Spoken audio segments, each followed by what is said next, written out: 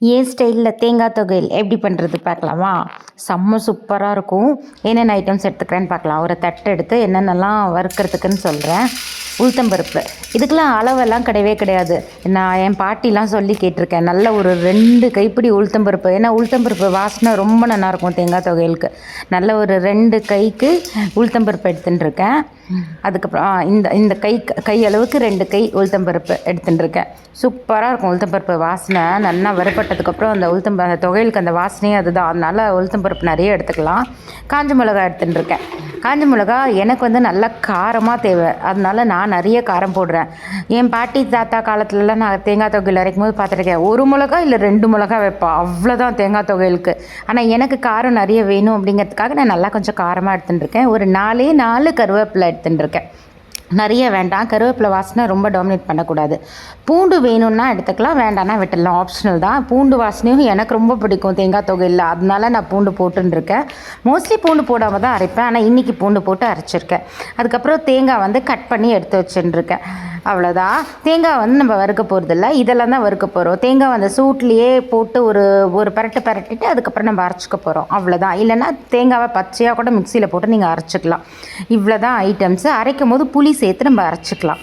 இரும்பு பாண்லி எடுத்துட்டுருக்கேன். இந்த காலத்தில் வந்து ஃபேஷனாக நிறைய வந்துடுது, ஆனால் வந்து இரும்பு பாண்லியில் பண்ணால் தான் டேஸ்ட் நல்லாயிருக்கும். ஸோ இரும்பு பாண்லியில் எண்ணெய் விட்டு வச்சுட்டுருக்கேன். எல்லா சாமான் நம்ம எடுத்துட்ட சாமான்லாம் எல்லாத்தையும் உள்ளே போட்டுட்டாச்சு. கடலைப்பருப்பில் உளுத்தம்பருப்பு, காஞ்ச மிளகா, கருவேப்பிலை, பூண்டு, புளியும் ஆட் பண்ணிட்டேன். இந்த ஸ்டேஜில் ஆட் பண்ணி எல்லாத்தையும் நம்ம எண்ணெயில் நல்லா வறுத்துக்க போகிறோம். இந்த உளுத்தம்பருப்பு வந்து நல்லா செவக்க வறுத்துக்கணும். ரொம்ப ஸ்லோ ஃப்ளேமில் வச்சு வறுத்துக்கணும். ஏன்னா வந்து கொஞ்சம் ஜாஸ்தியாக வச்சுட்டோன்னு வச்சுக்கோங்களேன், டக்குன்னு செவந்து கருப்பாயிடும் உளுத்தம்பருப்பு. அப்படி ஆகக்கூடாது. மிளகா, உளுத்தம்பருப்பெல்லாம் எண்ணெயில் நல்லா வந்து வறுபடணும். அதனால் நான் கொஞ்சம் ஸ்லோ ஃப்ளேமில் வச்சு நல்லா வறுத்துக்கலாம். உளுத்தம்பருப்பு நல்லா செவக்க வர வரைக்கும் பொறுமையாக வறுத்துக்கணும்.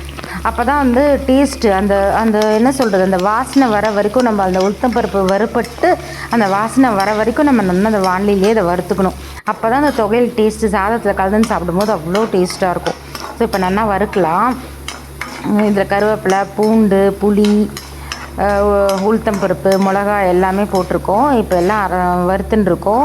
இது வறுத்துட்டுருக்கிற டைம்லேயே இது ஓரளவு நல்லா வறுபட்டு கொஞ்சம் ரெட்டாக ஆரம்பிச்சிடுதுன்னு வச்சுக்கோங்களேன்.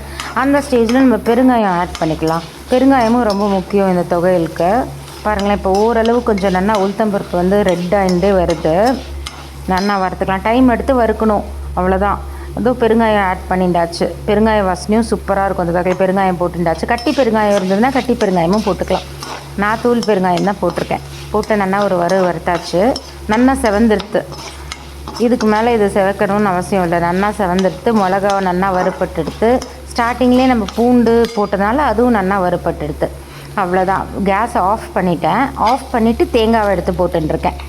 இல்லை அப்படின்னா நீங்கள் மிக்சியில் கூட டேரெக்டாக தேங்காய் போட்டு அரைச்சிக்கலாம். நான் சும்மா அந்த சூடில் வந்து ஒரு பரட்டு எடுத்துக்கலாமேன்னு சொல்லிட்டு போட்டுருக்கேன், அவ்வளோதான். அந்த வானிலையோட சூட்லேயே இந்த தேங்காவை நல்லா ஒரு வறுத்துக்கிறேன், அவ்வளோதான். ஏன்னா அடுப்பை ஆஃப் பண்ணியாச்சு. இது நல்லா வறுபட்டுடுது. இப்போ என்ன பண்ணலான்னா ஒரு பிளேட்டில் இதை ட்ரான்ஸ்ஃபர் பண்ணிவிட்டு ஆற விட்டு நல்லா அரைச்சிக்கலாம். இதுக்கு நம்ம தாளிக்கணும் அப்படின்னா அவசியமே இல்லை. இது தொகையல், அதனால சாதத்தில் கலந்து தான் சாப்பிட போகிறோம். இது தாளிக்கெல்லாம் கூடாது, அவ்வளோதான். இதை பிளேட்டில் ட்ரான்ஸ்ஃபர் பண்ணிவிட்டு அதை ஆற விட்டு மிளகாவோட காம்பெலாம் வயிற்று வலிக்கும்லாம் என் பாட்டிலாம் சொல்லி நான் கேள்விப்பட்டிருக்கேன். அதனால் மிளகா காம்பெல்லாம் எடுத்துகிட்டு மிளகாவை ஒரு ஃபஸ்ட்டு சுற்றின்ட்டேன். அப்புறம் எல்லா சாமானும் இப்போ வறுத்தது எல்லாத்தையும் எடுத்து போட்டு மிக்சியில் கொஞ்சமாக உப்பு, அந்த தொகையலுக்கு தேவையான உப்பு போட்டுன்ட்டு இந்த ஸ்டேஜில் தான் நான் உப்பு போடுறேன். கல்லுப்பு நீங்கள் போடுறீங்க அப்படின்னா நீங்கள் வறுக்கும் போதே போட்டுக்கலாம். நான் சால்ட்டு தான் போட்டிருக்கேன், அவ்வளோதான். அரைச்சிண்டாச்சு.